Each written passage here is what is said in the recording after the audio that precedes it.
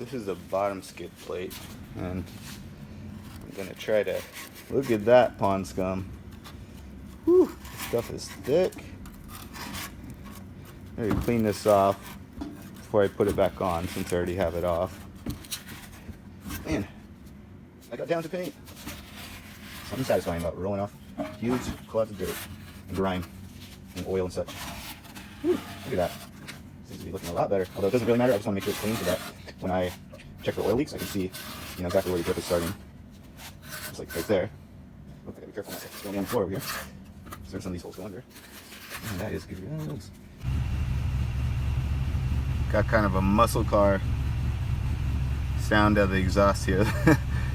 Chuck shaking kind of with every revolution.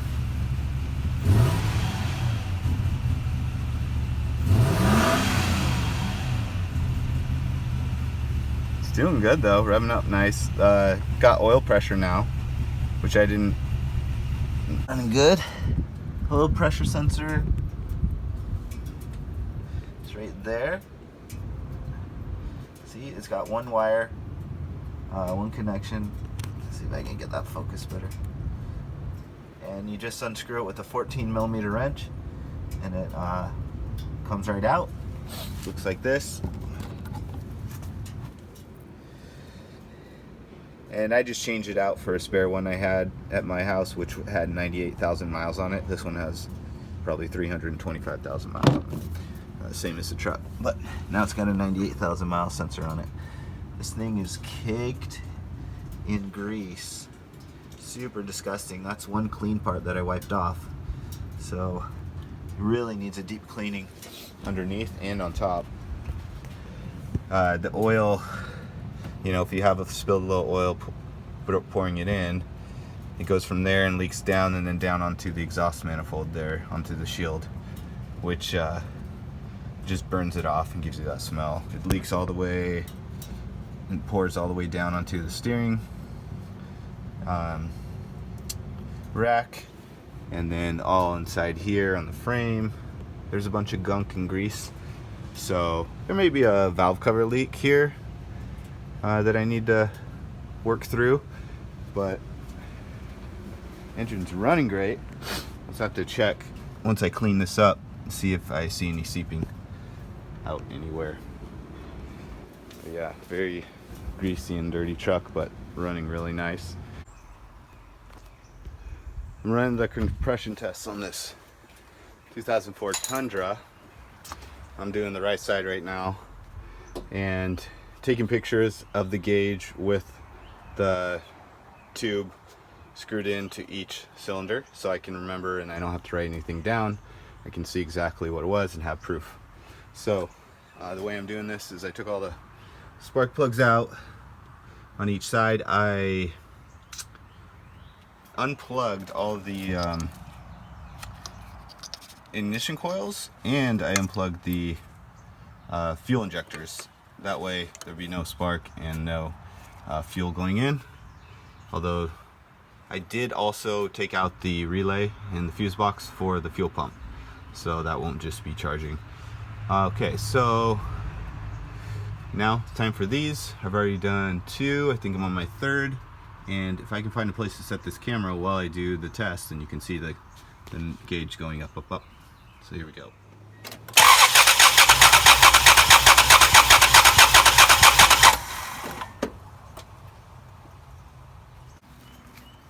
I noticed as I was changing this, putting it back in, cleaning it up, getting a little bit of oil off of it, that it seems to have a crack here in the plastic.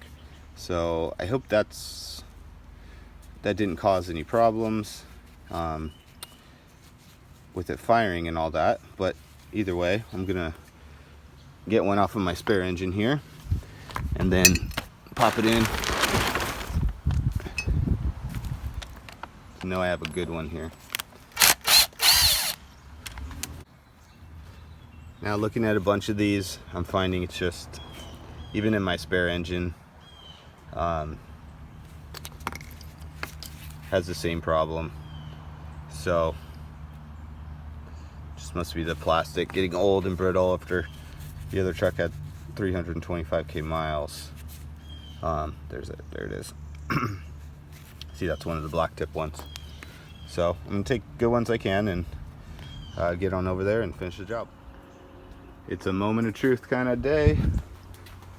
The new spark plugs and a couple injectors, ignition coils, to see if this baby would run a little smoother than it has been.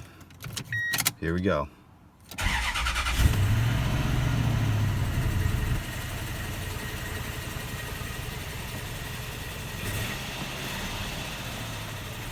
Sounds a little skippity doo dah. Got oil pressure. Still idling high at the moment until it gets warmed up a little. When I go in here,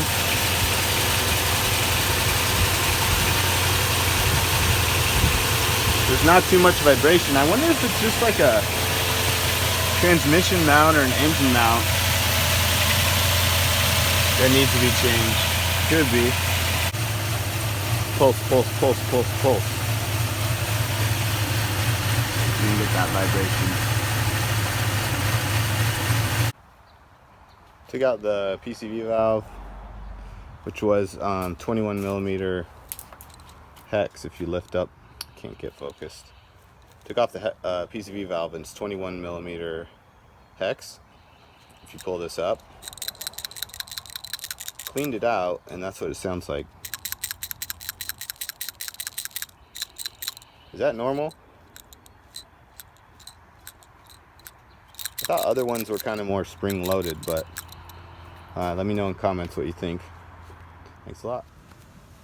Originally this was totally stuck, and the hood wouldn't open at all.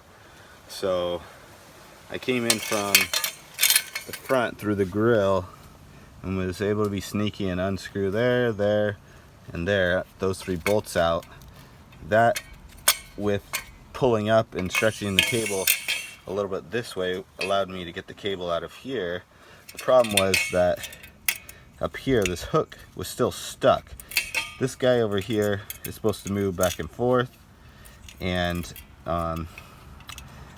he just wouldn't move at all. He was stuck over here, and so I couldn't get this latch unlocked. So this being stuck up in here, there's not really easy access to do anything. So I ended up coming with a grinder through here and made a slot, which allowed me to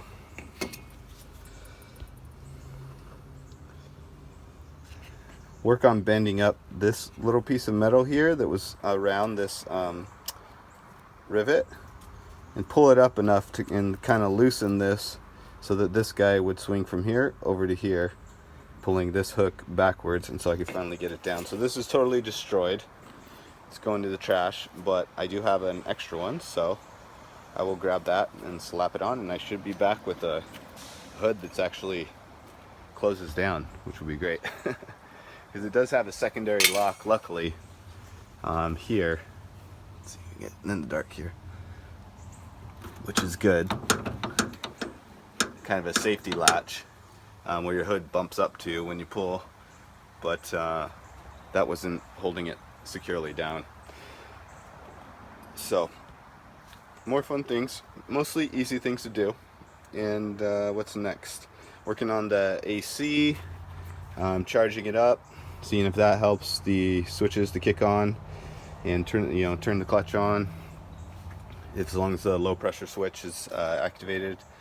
And after that, just clean this whole thing inside and out. Started peeling up the bed as I showed. The bed liner. And yeah, it looks pretty crusty in here right now, but it's actually a lot better than it was. So you can see that just wants to peel right up. And when you have it out here in the hot sun, it makes it even more soft and easy to peel up. And I found out that just using that pry bar, even though this is kind of soft rubber, without scratching, putting the pry bar against here and going in this way and then lifting up, actually stretches it and breaks the bond between the paint and that to peel it up. So there is a lower layer. Oh wow, that's getting nice and beautiful and easy to peel. This was either the original bed liner from Toyota or the first layer that the owner put on. He was the original owner. Maybe the first layer he put on, and then he went with the second coat later in later years when this one started to get soft or something. But you can just see how easy that is to peel right up, and it's got that perfect Toyota paint underneath, which I'm looking forward to exposing. But using some pliers, you get sometimes a little bit better grip as well on this.